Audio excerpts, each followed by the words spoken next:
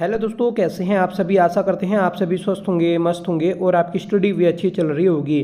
दोस्तों, हम Uttarakhand current affair green turn book 2026 से पढ़ रहे थे, जिसकी हमने 2 क्लासेस कर ली थी। आज ये हमारी तीसरी क्लास है, जिसमें सभी क्वेश्चंस इंपॉर्टेंट और सेलेक्टेड हैं।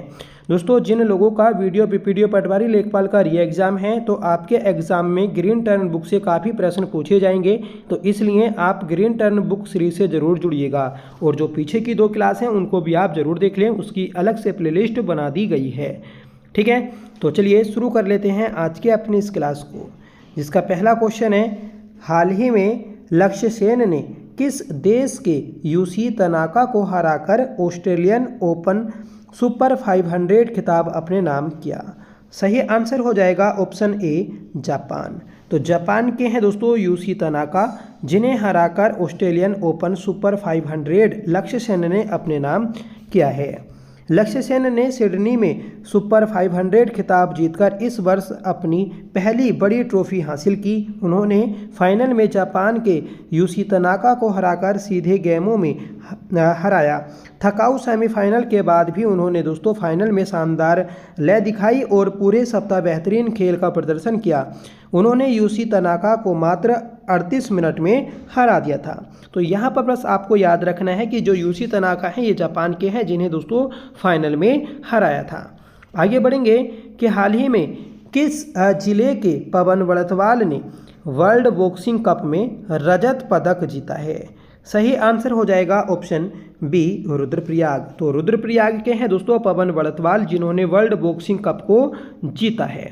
ठीक है, देखिए उत्तराखंड के रुद्रप्रयाग जिले के शिवपुरी गांव के निवासी पवन वड़तवाल ने नवंबर 2025 में ग्रेटर नोएडा में आयोजित प्रतिष्ठित वर्ल्ड बॉक्सिंग कप में शानदार प्रदर्शन करते हुए रजत पदक जीता है। 55 किलोग्राम भार वर्ग में खेलने वाले भारतीय सेना के मुक्केबाज पवन ने इस अंतर्राष्ट्रीय प्रतियोगिता में बेहतरीन तकनीकी खेल दिखाया। पवन इस चैंपियनशिप में भारत का प्रतिनिधित्व करने वाले एकमात्र खिलाड़ी थे। तो याद रखिएगा कि जो पवन थे ये आपके कहाँ के रहने वाले हैं, तो ये रुद्रप्रयाग जनपद के रहने वाले हैं। हाल ही में किस कैबिनेट मंत्री को सिल्वर एलिफेंट अवार्ड से सम्मानित किया गया। करेक्ट आंसर बन जाएगा ऑप्शन सी, शिक्षा मंत्री धन सिंह रावत को। शिक्षा मंत्री धन सिंह रावत हैं, जिन्हें दोस्तों सिल्वर एलिफेंट अवार्ड से सम्मानित किया गया था। उत्तराखंड के शिक्षा एवं कैबिनेट मंत्री धन सिंह रावत को भारत स्काउट गाइड्स का सर्वोच्च राष्ट्रीय सम्मान सिल्वर एलिफेंट अवार्ड से सम्मानित किया गया। यह पुरस्कार उन्हें स्काउटिंग गतिविधियों को बढ़ावा देने और युवाओं में अनुशासन व देशभक्ति के प्रयासों के लिए यूपी की राज्यपाल आनंदीबेन पटेल के द्वारा प्रदान किया गया है। तो यूपी के दोस्तों राज्यपाल कौन है? आनंदीबेन पटेल। अगला प्रश्न है कि हाल ही में जारी उत्तराखंड की पहली एआई नीति का पहला लक्ष्य निर्धारित किया गया है। देखिए उत्तराखंड की पहली एआई नीति जो थी उसका पहला जो लक्ष्य निर्धारित किया गया, तो ये वर्ष 2030 को निर्धारित किया गया है। तो सही आंसर है ऑप्शन सी। ठीक है, देखिए उत्तराखंड सरकार ने अपनी पहली आर्टिफिशियल इंटेलिजेंस एआई नीति का ड्राफ्ट जारी कर दिया है। इसका मुख्य लक्ष्य है कि पर्वतीय और दूरदराज गाँव तक डिजिटल सुविधाओं को तेजी से पहुंचाना और राज्य को भविष्य की तकनीकी राजधानी के रूप में स्थापित करना है। देखिए ये जो आपकी एआई नीति थी, तो इसमें 7 सिद्धांत हैं। ठीक है, पहला है कि टेलीमेडिसिन, ई लर्निंग जैसी मौजूदा योजनाओं में एआई जोड़कर आगे इसे सरकारी सेवाओं की रीढ़ बनाया जाएगा। दूरस्थ, पहाड़ी, बुजुर्ग और कमजोर समुदायों को एआई की मदद से बेहतर बनाया जाएगा। पर्यटन, स्वास्थ्य, शासन, कृषि, शिक्षा, जलवायु और शहरी विकास जैसी जरूरत वाले क्षेत्रों को प्राथमिकता मिलेगी। इंडिया एआई हिमालयी राज्यों, निजी कंपनियों और शोध संस्थाओं के साथ मिलकर समाधान बनाए जाएंगे। युवाओं के लिए एआई स्किलिंग, रोजगार और स्टार्टअप अवसर बढ़ाए जाएंगे ताकि वे राज्य में ही करियर बना सकें। एआई सिस्टम पारदर्शी, सुरक्षा और जवाबदेह होगा ताकि लोगों का भरोसा मजबूत रहे। एक लीन एआई मिशन और सेंटर ऑफ एक्सीलेंस बनाया जाएगा, जहां हर विभाग अपने एआई पायलट प्रोजेक्ट चला सकेगा। तो याद रखिएगा कि जो आपका एआई नीति है इसका पहला टारगेट 2030 रखा गया है और दूसरा टारगेट ये दोस्तों 2047 है। ठीक है। अगला प्रश्न है कि हाल ही में वरिष्ठ आंदोलनकारी और पूर्व कैबिनेट मंत्री दिवाकर भट्ट का निधन हुआ। यह किस राजनीतिक पार्टी के अध्यक्ष रहे हैं? देखिए दिवाकर भट्ट जो है ये यूकेडी उत्तराखंड क्रांति दल के अध्यक्ष रहे हैं। सही आंसर हो जाएगा ऑप्शन ए। उत्तराखंड के वरिष्ठ राज्य आंदोलनकारी और कैबिनेट मंत्री दिवाकर भट्ट का 25 नवंबर 2025 को निधन हो गया है। वे 79 वर्ष के थे और उत्तराखंड क्रांति दल के केंद्रीय अध्यक्ष रह चुके थे। भट्ट को राज्य निर्माण में उनके योगदान और संघर्ष के लिए याद किया जाएगा। नेता इंद्रमणि बडोनी ने उन्हें फील्ड मार्शल की उपाधि दी थी, इसको याद रखिएगा। हरिद्वार बर में पर्वतीय वासियों को एकत्र करते हुए वर्ष 1970 में तरुण हिमालय संस्था बनाई थी। तो जो दिवाकर भट्ट हैं तो इन्होंने दोस्तों 1970 में तरुण हिमालय संस्था बनाई थी। उन्होंने 1988 में वन अधिनियम के चलते रुके हुए विकास कार्य को लेकर भी आंदोलन किए। इसमें उनकी गिरफ्तारी भी हुई और वर्ष 1994 में जब राज्य आंदोलन तेज हुआ तो वह एक प्रमुख चेहरा रहे। नवंबर 1995 में उन्होंने श्रीनगर के श्रीयंत्र टापू और फिर दिसंबर 1995 में टिहरी खेट पर्वत पर अमरण अनशन किया था। तो खेट पर्वत पर अमरण अनशन कब किया? तो 1995 में। और 10 नवंबर 1995 को जो श्रीयंत्र टापू घटना घटी थी जिसमें यशोधर बेंजवाल और राजेश रावत भी शहीद हुए थे। ठीक है, तो उसमें भी दोस्तों इन्होंने अहम भूमिका निभाई थी। 1982 से लेकर 1996 तक 3 बार कीर्तिनगर के ब्लॉक प्रमुख रहे। 1999 में वह यूकेडी के केंद्रीय अध्यक्ष रहे और वर्ष 2007 में वह उक्रांद के टिकट पर देवप्रयाग सीट से विधानसभा चुनाव जीते और राजस्व मंत्री भी बने। ठीक है, तो याद रखिएगा, इंपॉर्टेंट है। आगे बढ़ जाएंगे कि हाल ही में कहाँ भूभोतकीय वेधशाला का शिलान्यास किया गया।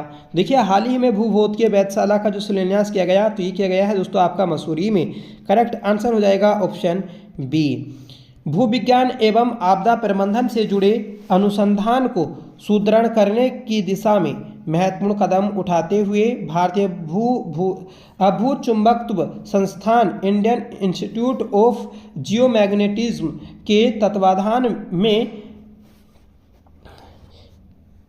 कैंपस केसल हिल स्टेट स्थित सर्वे ऑफ इंडिया परिसर में भूभोतकीय वेधशाला मल्टी पैरामेट्रिक जियोफिजिकल ऑब्जर्वेटरी का शिलान्यास किया गया। वेधशाला आने वाले समय में प्राकृतिक आपदाओं सहित अन्य क्षेत्रों में बहुत ही महत्वपूर्ण योगदान देगी। इस वेधशाला का निर्माण होने से हिमालय की विभिन्न प्रक्रियाओं एटमॉस्फेरिक प्रक्रियाओं की जानकारी मदद मिलेगी व ग्लोबल प्रक्रियाओं में यह डेटा उनमें और वैल्यू एडिशन करेगा। ठीक है, तो इन सभी बातों को याद रखिएगा कि आपका जो भूभोतकीय वेधशाला है तो ये मसूरी में बनाई जाएगी। आगे बढ़ेंगे कि हाल ही में पलायन निवारण आयोग की स्थायी पलायन सर्वे रिपोर्ट में किस जिले में सर्वाधिक स्थायी पलायन हुआ है। तो सर्वाधिक स्थायी पलायन की हम बात करेंगे तो ये आपका अल्मोड़ा में हुआ है। सही आंसर हो जाएगा ऑप्शन ए। ठीक है, देखिए 5 साल में गाँव छोड़ 28,531 लोगों ने स्थायी पलायन किया था। 5 सालों के भीतर 77 विकास खंडों से 28,531 लोगों ने गांव छोड़कर स्थायी रूप से पलायन किया।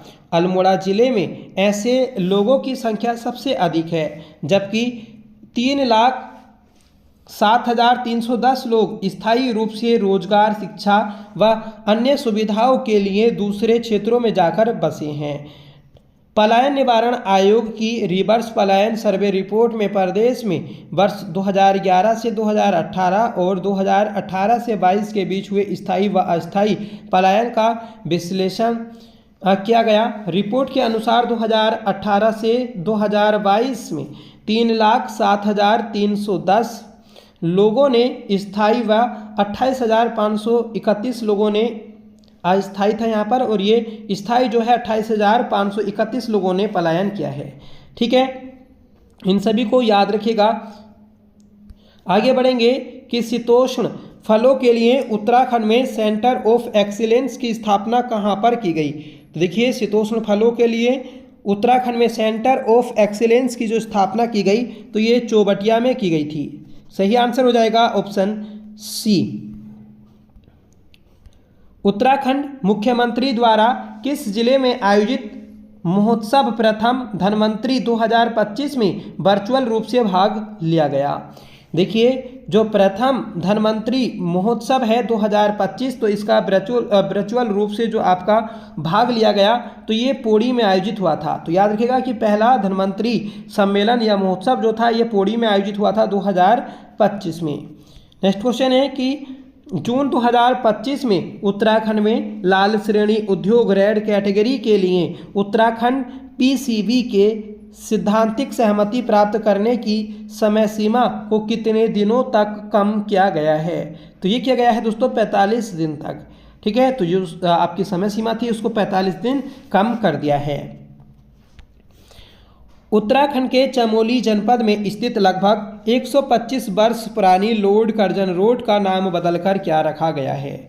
देखिए, 125 वर्ष पुरानी लॉर्ड कर्जन रोड जो थी चमोली जनपद में, तो इसका नया नाम किया गया है नंदा सुनंदा परिपथ। सही आंसर हो जाएगा ऑप्शन सी। अगला प्रश्न है कि हिम प्रहरी योजना किससे संबंधित है। देखिए, हिम प्रहरी योजना जो है तो ये सीमांत गांव बसाने से संबंधित है।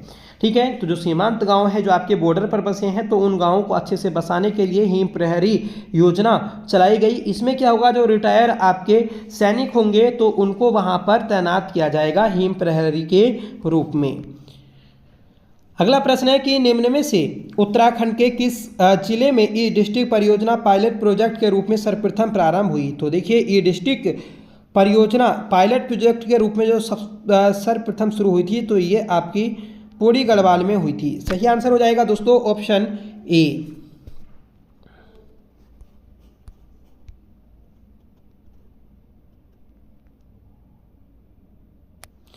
अगला प्रश्न है कि उत्तराखंड महक क्रांति नीति 2025 के संदर्भ में निम्नलिखित तथ्यों पर विचार कीजिए। पहला है कि इस नीति को औपचारिक रूप से वर्ष 2026 से 36 तक लागू करने की मंजूरी दी गई है। ठीक है, तो जो महक क्रांति नीति है 2025 तो इसे 26 से 2036 तक लागू किया जाएगा, मतलब 10 साल के लिए ये नीति आई है। इस नीति का उद्देश्य राज्य को एरोमेटिक खेती का हब बनाना और किसानों की आय दुगनी करना है। तो ये भी आपका करेक्ट है, पहला तो सही था, दूसरा भी सही है। पहले चरण में 91,000 लाभार्थियों के माध्यम से 22,750 हेक्टेयर भूमि को सघन फसलों के अंतर्गत लाने का लक्ष्य रखा गया है। ठीक है, तो ये आपके 3 कथन थे, तो तीनों ही आपके सही हैं, इसलिए ऑप्शन भी करेक्ट आंसर बन जाएगा। आगे बढ़ेंगे, बताना है कि राज्य की प्रमुख योजनाओं के संदर्भ में सूची 1 को सूची 2 से सुमेलित कर सही कुट का चयन करें। तो पहला है दोस्तों आपका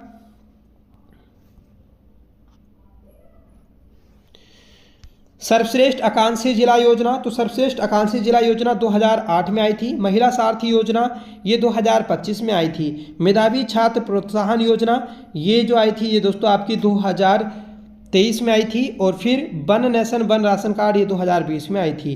तो इसका आंसर हो जाएगा 2413 2413 2413 ऑप्शन ए में दिया है और ये सही आंसर बन जाएगा।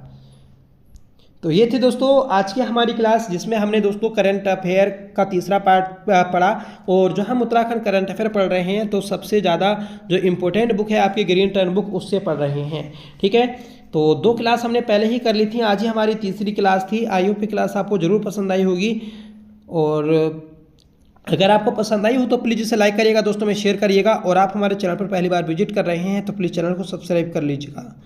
तो चलिए मिलते हैं नेक्स्ट वीडियो के साथ, तब तक के लिए bye. Thank you so much for watching. जय हिंद।